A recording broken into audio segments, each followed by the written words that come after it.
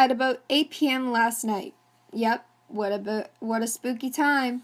I was walking with a friend of mine, Sally, about a mile to the closest cafe. We are both girls in our early 20s. Neither of us own cars. Sally didn't have her Opal card, which is the Aussie version of an Oyster card. Basically an automatic ticketing system for public transport, so walking was our only option. It's summer over here, so it was still fairly well lit, and we were walking down main roads, so we weren't too concerned. We finally arrive at this cafe and sit down. I was paying, but I only had my credit card, and sure enough, it was cash only. Sally was on the phone when I got back from the counter, so I just gestured for her to stay put and guard the spot while I went to get cash out. This is my home suburb, so I know there's no ATMs around, and my best bet is a gas station about a block away. I'm doing a light jog so I don't keep waiting. When a balding, sweating guy, probably in his late 40s with a tank top and no shoes, comes pacing behind me as I pass the corner of the block. He walked behind me for about 100 meters. I didn't think really much of it. The gas station was the next building along. It seemed like he had just come out of a nice suburban house along the street, and it wasn't the witching hour, so I just assumed he was going to the station like me. He didn't even cross my mind as I entered the tiny convenience store, nor did he follow me in. In my purpular, I saw him walk past the door and out of sight. I looked around for an ATM they sometimes have inside. No such luck, so I go up to the man in his 30s at the desk and ask if they are able to do cash out. He smiles and says, "Of course," and then asks, "Is he with you?" I have no idea who he's talking about at first, and then he points to the man from earlier pacing around outside the store. Keep in mind, he didn't look at all menacing. He wasn't going back and forth just outside the door. He was drifting in the space outside, from the pavement to the gas pumps to the store front, seemingly endlessly. I assumed he was on drugs. I tell the clerk no, not thinking much of it all. He says, "Oh, he was staring at you before. I thought he might have been your dad." I laugh it off. I honestly wasn't concerned at all. He was still rambling around outside, and I couldn't imagine him having a fixed gaze on anything. I thank the clerk for the cash, but before I turn away to leave, he says, "Just wait and see if he leaves first." We wait for a few minutes in silence, and the guy begins to pace back and forth directly against the front wall of the store, looking straight ahead and never into the store. It still looked like the man was just on a drug-induced amble and seemed harmless. Not once did I catch his gaze, so I figured it would be safe to just slip out the door and walk back to the cafe in the fairly bright light of dusk, especially since Sally was texting me at this point, asking, "Where are you?" I thank the guy at the desk once again for his concern. Assure him that I don't know the guy and am not involved in some weird scheme to rob the store and head for the door. The clerk asks if I want him to walk out with me. I say that I should be all right and begin walking away from the block. As I leave the store, the drifting man stops pacing and makes a beeline for me, then from the other end of the building.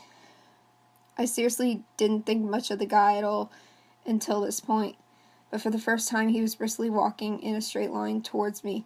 The hairs on the back of my neck stand up, and I start power walking so that he doesn't think I'm actively trying to escape him. Still trying to convince myself that I'm just being paranoid and should be more casual. I don't look behind me to see how close he is. I've reached the pavement on the other side of the gas pumps when I hear the clerk run outside. He's yelling at me, "Go, run, run." I make a break for it. Looking over my shoulder, he's grabbed the man by his shoulders from behind. The balding man isn't even glancing behind him or trying to escape. He's just watching me run away. That's pretty much the end of the story, folks. I keep running until I've crossed the road and then turn around, standing still. The clerk is still just holding on to the odd staring man. The clerk and I are just looking at each other in bewilderment, not really knowing what to do. He makes a hand gesture to go, and I gesture my thanks. You know, the clasp your hands together and shake them a bunch of times. I got back to Sally with the cash and bought food before walking back home a different way. Overall, odd guy at the gas station, let's not meet.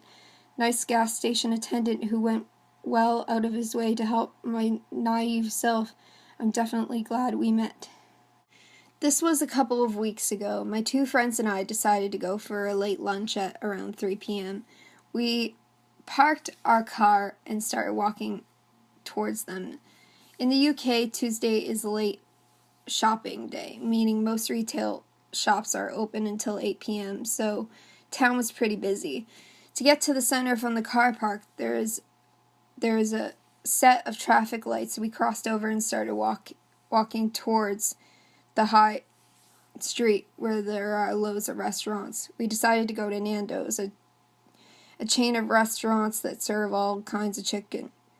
Before we went in, I said I needed a smoke, so we stopped just outside the restaurant doors. At this point, my friend Jordan says to the two of us, "Don't turn around," but this guy has been following us. Skeptical that someone would be really following us in daylight in a town full of people, I asked what he meant. Before we crossed the lights, this guy was standing on the opposite side. He made eye contact with me and kept staring at us as we crossed, and now he's walking our way.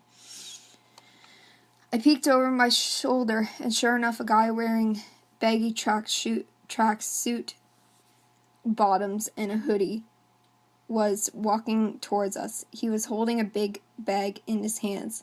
He didn't seem at all suspicious, so we told Jordan to relax. I changed the subject and said I needed to go into Lush, a store that sells bath bombs and whatnot. As I said this, the guy walks past us and walks straight into Lush, which is next door to Nando's. Weird, but not that suspicious. We got into Nando's, and the three of us sit at a table for four, right next to the window. We start looking at our menus, at which point my friend Becky says, "Guys, he's coming back." I was facing the opposite direction, so I didn't want to crane my neck to look, but he walked past the window and stood outside at the corner of the restaurant. There is no window where he's standing, but I can see his body leaning against the wall. We're all a little creeped out, but try to ignore it.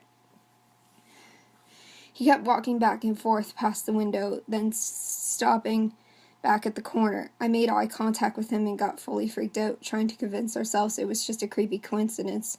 We decide to order our food. Just as we're about to get up, Jordan says he's going to come in.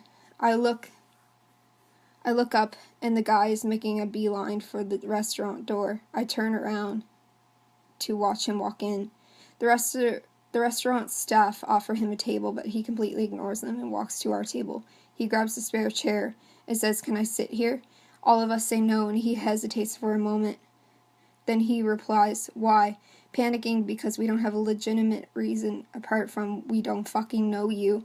Jordan thankfully says, "We're waiting for another friend. That seat is taken." The guy smiles and says sarcastically, "Oh yeah, sure, okay," before laughing to himself and leaving the restaurant. Opposite the restaurant window is a raised stone circle with a couple of benches on it. The guy stands there. We are all shaking, and the tables surround us. We're all staring because none of us know what the hell just happened. I look up and notice this guy has gone. Point this out to my friends, and we finally go to order our food. Didn't enjoy it that much, though. So creepy guy who asked to sit at our table. Let's not meet again.